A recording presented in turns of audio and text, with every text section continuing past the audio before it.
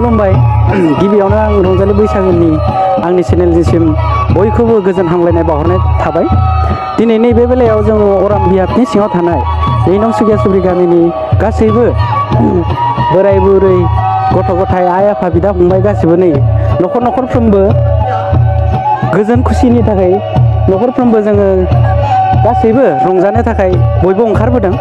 दा बे बेलायावहाय नै नोंथांमोना रंजानो फैनाय गासैबो जोङो मोसाखावरि बिथांमोनखौ नुनानै मोनगोन। नै फारियै नोंथांमोना नायलांबाय थादो। दा गिबियावनो जोंहा मोसाखावरि बिथांमोना नै सिगां जाना दङ। दा रिंगु दामसा बिथांमोना दसे समनि उनाव जोंहा उनाव जानानै दङ। नै जोंनि बेलायाव माखासे जोंनि गामिनि गासैबो मोसाखावरि आइ आफा बिदा फंबाय गासैबो मोसाखावरि बिथांमोना नै फारियै न'खरै मोसालांगासिनो दङ। नोंथांमोना नुनो मोनगोन। नै बयनिबो गोसोआव दुखु हांमा लायालासिनो नैबे बैसागो बोथोराव बयजोंबो गाजा गोमजायै बिदि फारियै मोसालांनायखौ जोंनि गामिनि नैबे सुगिया सुब्रि गामिनि आइ आफा बिदा फंबाया बोसोरफ्रोमबो बिदिनो फालिलांगासिनो थायो।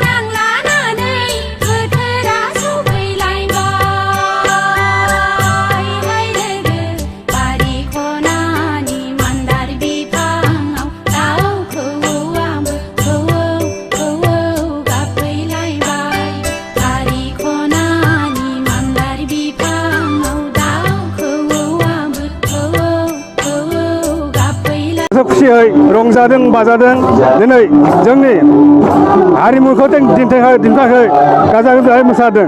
बेखायनो बिथांमोननिसिम जोंनि अरायसम रोजा साबायखर बावनाय थादों आरो उन जोलैयावबो बिब्दि सोलिलांबाय थागोन होननानै आं अरायसम बाख्नाय थाबाय। गोजोन्थों।